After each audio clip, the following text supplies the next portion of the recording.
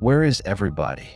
That single question, tossed out casually by physicist Enrico Fermi over lunch in 1950, still ripples through astronomy, philosophy, and science fiction alike. Decades later, it feels more urgent than ever. Because the more we learn about the universe, the more crowded it appears, and yet the lonelier it feels. We now know that planets are not rare. They're everywhere. Virtually every star we observe has at least one planet orbiting it, and many have Earth-like worlds in what we call the habitable zone, where liquid water could exist. These planets are not speculative anymore. They're cataloged, named, measured, and the numbers are staggering. Billions of potentially habitable worlds in our galaxy alone. Statistically, life should have emerged many times. Intelligent life, even if rare, should have appeared at least once elsewhere. And if even one civilization managed to survive long enough to develop interstellar travel, or even just interstellar communication, they could have filled the galaxy with evidence of their existence. So why haven't they? This is the Fermi paradox, a profound contradiction between expectation and observation. A paradox that implies one of two unsettling possibilities. Either we are truly alone, or we're looking but failing to see. And that brings us to a more sobering possibility, that alien civilizations do exist, and perhaps even flourish across the cosmos. But we are blind to them, not because they are hiding, but because we are not yet capable of recognizing the signs. These are the techno-signature blind spots, the places where alien civilizations could be waving their hands, illuminating their worlds, reshaping stars, and we're just not paying attention or don't know how. Let's explore those blind spots, one by one.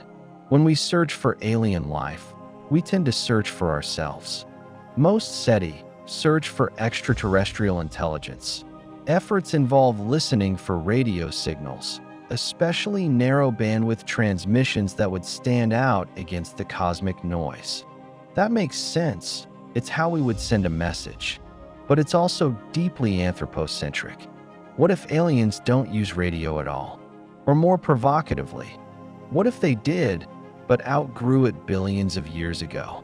Imagine a civilization that's a million years ahead of us. Their methods of communication might involve neutrino signaling, gravitational waves, quantum entanglement, or topological data compression using properties of space-time we haven't even discovered yet. To them, our radio telescopes might be the equivalent of trying to detect broadband Wi-Fi using a tuning fork. It's entirely possible they are communicating, constantly, just not in a medium we're capable of detecting. What if alien civilizations don't want to be seen? Advanced civilizations may have powerful incentives to reduce their energetic footprint, not just for efficiency, but for survival.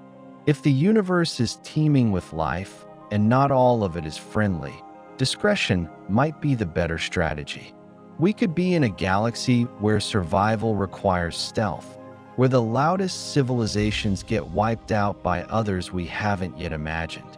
On the other hand, some civilizations may not be hiding, but may have simply evolved beyond emitting large amounts of waste energy. Think of humanity. In the 20th century, Earth was loudly radiating analog TV and radio into space. Now, our communications are largely digital, encrypted, and fiber optic, nearly silent from the outside. A technologically advanced world might be virtually invisible, not by choice, but as a natural result of progress.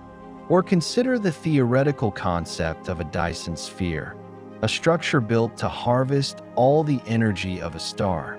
Such a megastructure would dramatically reduce visible light emissions and produce only faint waste heat in the infrared spectrum.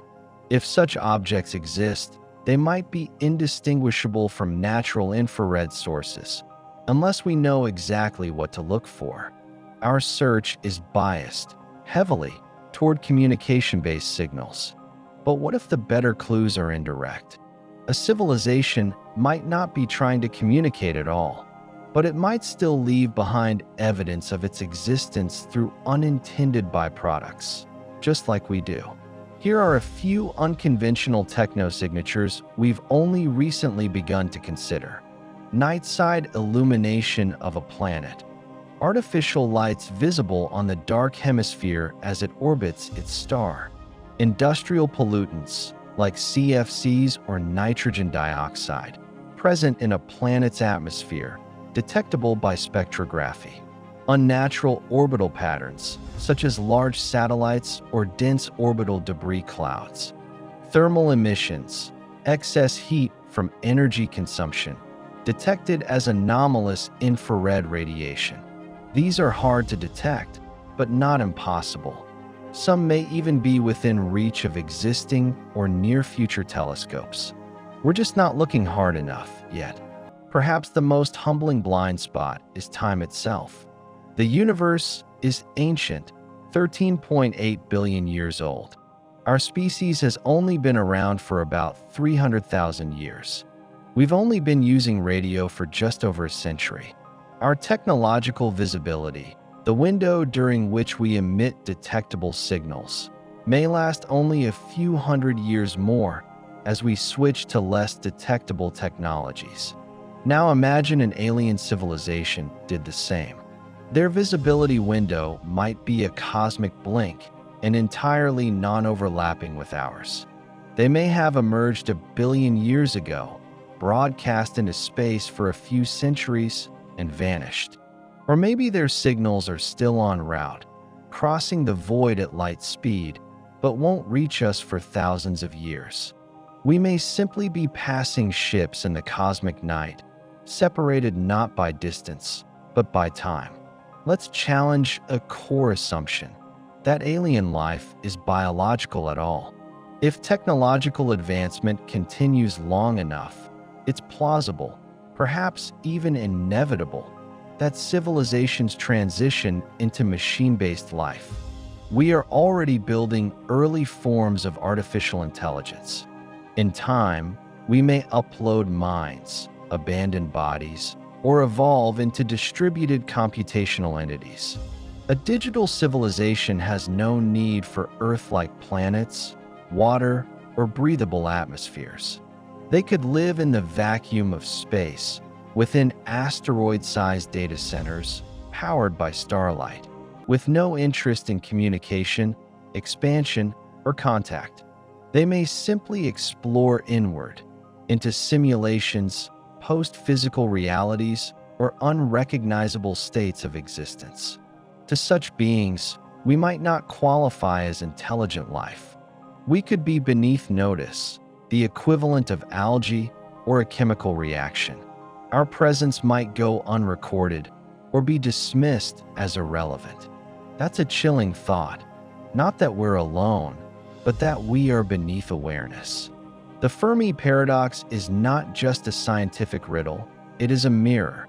It forces us to examine our own assumptions about intelligence, civilization, communication, and even consciousness itself.